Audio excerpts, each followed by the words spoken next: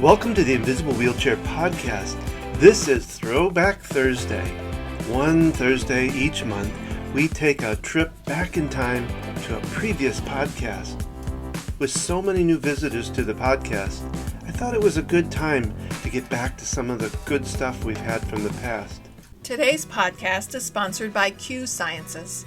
Don and I discovered that the supplements we were taking and giving to our children were not being absorbed properly. I was very excited when I found ocdsigns. I was impressed with the quality of the products and that they provide maximum absorption. They have a variety of products, including a Q Max product, which is a combination of 3 products, including vitamins, minerals, and a probiotic. They also have hemp oil, a vitamin B12 spray, a sleep spray, and kids products. I've really seen a difference in how these products are improving how I feel, improving my mental health, and I'm happy with the quality of these products and how they're helping our whole family. If you'd like to learn more, simply go to qsciences.focusedhealthyfamily.com. That's the letter Q, sciences.focusedhealthyfamily.com, or visit invisiblewheelchair.com and find out more information there. and stop throwing your money away on supplements that don't work and use a quality product like ocdsigns. So join me now as we travel back in time.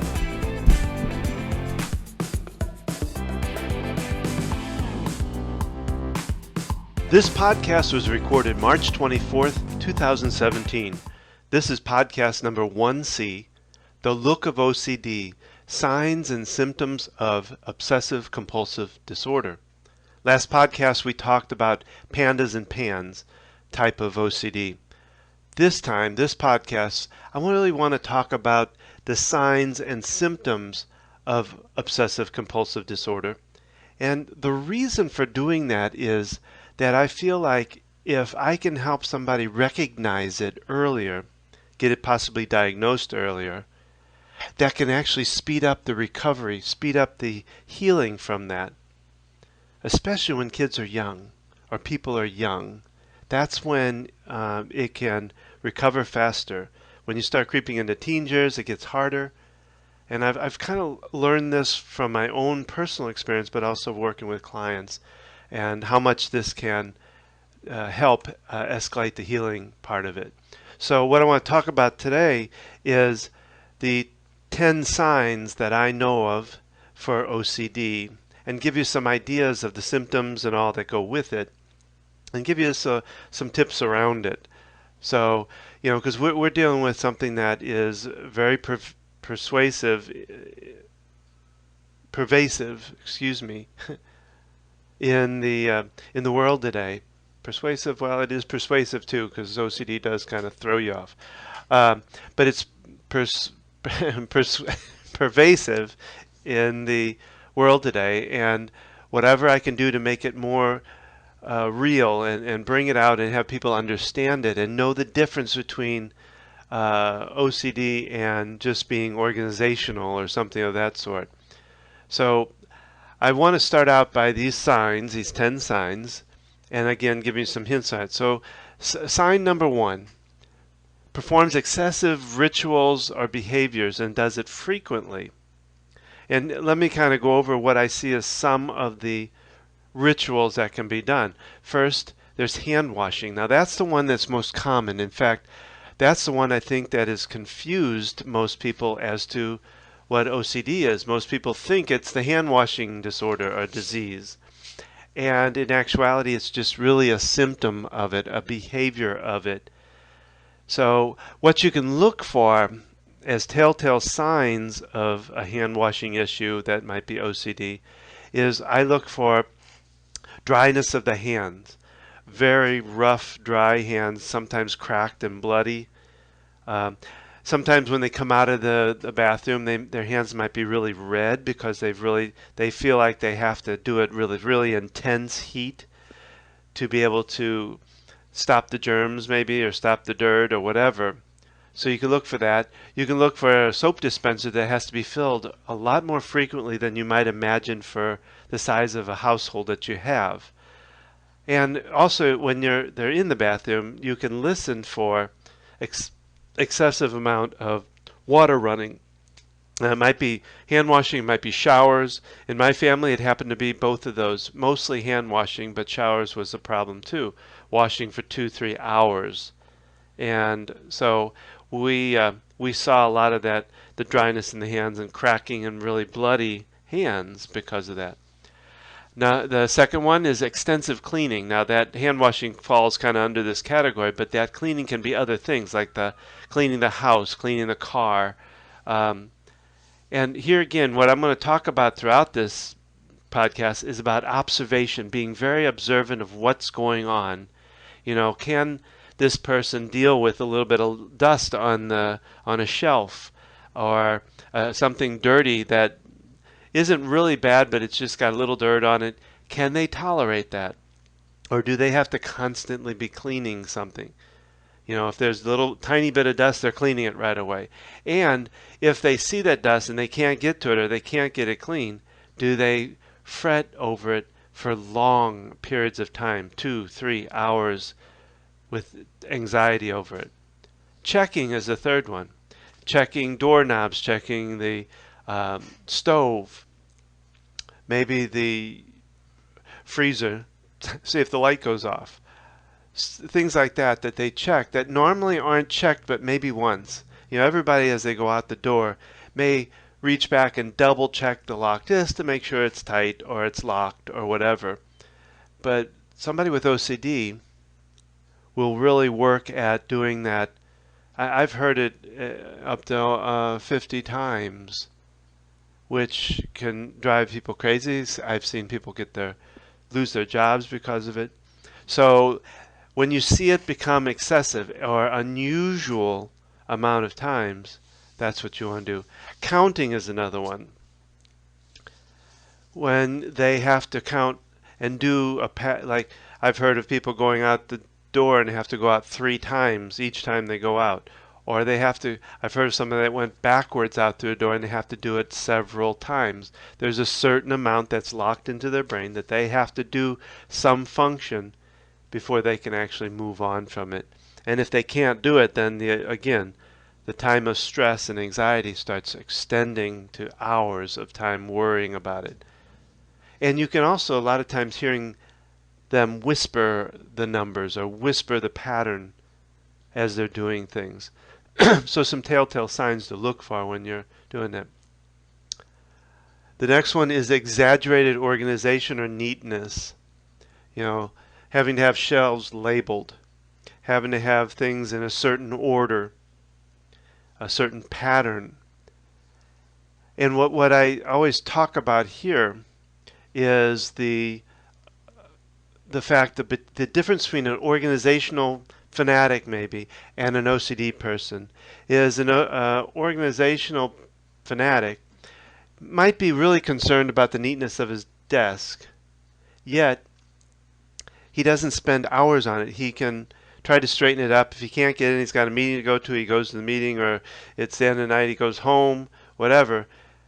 Somebody with OCD would fret hours and hours working to try to make it exactly perfect to the rules or whatever. So those are just some of the performances that can happen, the rituals and behaviors that can happen under OCD.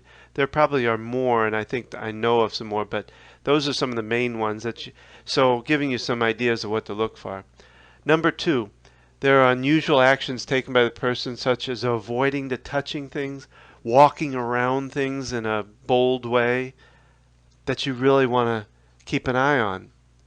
Are they avoiding something that normally would be touched, or avoiding something that you normally would walk right through or past or go by it? We had this scenario with my own daughter. She had triggers that would really bother her, and she'd walk 2 blocks out of her way to get around it, and all the while having stress because she even saw it. So, number 3, there are these thoughts that they're having, which this is in obsessive compulsive, it's having rampaging thoughts that cause you to do behaviors to try to stop the rampaging thoughts. And these thoughts basically consume their life. So if you see someone that is just heavy in thought process and then can't get away from it, that might be a sign. And that those thoughts become frustrating, angry, anxiety wrapped around it, all of it. Number 4, these thoughts can be horrific too and negative, based around some false things, unreal things. So you have to be observant to how they deal with these thoughts. We can all have some thoughts at times of, if I could grab that knife right now and stab something, or just out of the blue kind of thoughts for some stupid reason. But they go away. We don't ponder them. We don't sit on them. But somebody with OCD does. And these could be the fear of violence against themselves or someone else. And again, we found this with my daughter. She would have these thoughts that somebody would get hurt if she didn't do things the way she needed to do them, the behaviors. Intrusive sexual thoughts is a big one. Feeling very uncomfortable and having thoughts of some sexual act, and usually perverted kind of sexual act. Another one is obsessing over a relationship, worrying about, without knowing what the other person is thinking. They may not even be there. They're thinking about, she probably doesn't like me. She's probably going to break up. I bet she's going to break up. And just stressing over that kind of thing. And then number 4, needing assurance or reassurance. This is huge. Assurance and reassurance is what I call compensating. And with OCD, the one thing you don't want to do is compensate. And what that means is, I'll give you the example again of my daughter. She was, at one point, she couldn't touch anything. So in order for her to eat, we'd have to bring her food on a paper plate and give her a plastic fork that she could throw away and a plate she could throw away. So we were compensating for the fact that we shouldn't have to do that. We shouldn't have to bring her a special way of eating. She should be able to come to the table, eat with the rest of us with regular silverware. And so we were compensating, and that compensation literally feeds OCD. And part of compensation is reassurance. The constant need to know that the fact that they're washing their hands for 3 and 4 hours is what's needed to do. And I got to make sure that that's really the thing that needs to be done. And so reassurance, again, is compensating and feeding and growing OCD. Number 5, some person, place, thing, object, whatever, becomes a trigger for them. And it could be multiples. It doesn't have to be just one. It could be multiples. And it can be all kinds of things. It can be a object. It can be somebody. I've worked with somebody that had a problem with their own parent that we had to work through. So these things they stress over. Number 6, these behaviors have really have fluctuating, unpredictable scope and frequencies and length. So they can be hour long, or they could be 10 minutes long. They could happen once a day. They could happen 100 times a day. So there's no rhyme or reason to it. I always called it illogical logic that would drive the person. It didn't make any sense to me, or it didn't make any sense to the other people in their life, but it made total sense to them why they should think the way they think. So there were kind of what I would call imaginary rules that they seemed to know there was some kind of rule that told them what to do and how long to do it. But those rules changed in a heartbeat and never were really solid enough to follow. Number 7, this goes into, again, talking about the the fact that these behaviors and these thoughts are illogical and almost dangerous. Because again, there seems to be in the person's mind some type of rules that are guiding them to the behaviors that they have to do to be able to stop the mind from thinking that, which doesn't really work. It may work temporarily, but it doesn't work on the long, because it just grows. So they have no rhyme or reason, illogical logic, as I said. And I'll give you an example again from my own child's situation. She believed that we had second story bathrooms. All of our bathrooms were upstairs with the bedrooms. So she believed that somebody could come in through the bathroom window and poison the toilet paper. Now, logically, that was not impossible, but pretty close to it, because they'd have to have a ladder. They'd have to cut through the screen. They'd have to cut or get past the lock on the window. So it wasn't impossible, but very illogical. But to my daughter, it made perfect sense. So she'd have to take and unroll the first part of the toilet paper, and it was a lot, and throw it away. So these things don't make any sense. Number 8, these actions or behaviors hinder the person's with OCD from living their life as they did before, or their what would be considered their normal life. It changes everything. It closes life down, makes it hard to do anything. So no matter what, it's changing things. Losing friends, stopping activities that you normally do, just getting out of the house can be a troublesome time.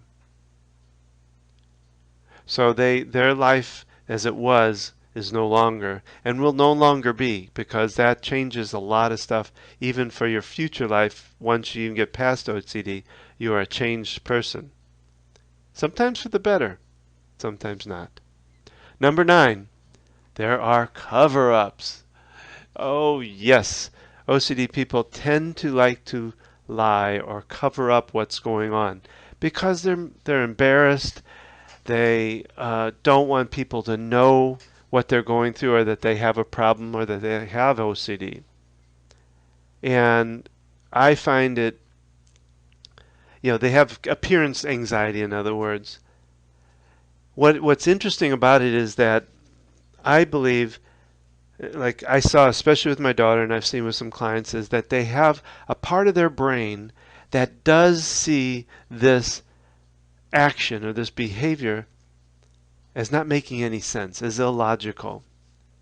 Yet the other side, the OCD side of it, is so strong and so heavy and so dangerous in thought that to fight it seems impossible.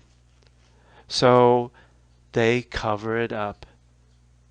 And they cover it well a lot of times. You get somebody out in public who has OCD, you may not even know. That's why I call it the invisible wheelchair. You may not know that they have that problem. And number 10, the last one, sudden onset of behavior and actions could be a sign of OCD being caused by pandas or pans. And I did the last podcast was about pandas and pans. So I would, if you don't know about what that is, and you're just coming to this, I would look back at the archives and find that one, because that onset comes on like a light switch being turned on. So you really want to be very observant there. If you see some strange stuff going on, investigate it. Because again, find it. One of my reasons for bringing this out is to help others, parents, caregivers, individuals who either have OCD or have a loved one with OCD. The sooner, the earliest, the early childhood, whatever, if you can find it early, it can be so much easier to change, because it's not set so heavily. Because, as I say about OCD, all the different disorders really, they're based around anxiety, and anxiety left alone can fester. OCD left alone just grows and grows to be a real monster in the person who has its life and in the caregiving community or family that surround that person.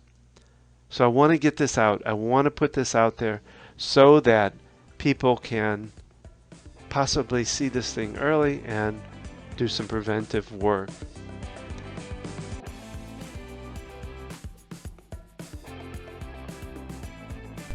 It's fun to travel back in time and listen to past events and podcasts.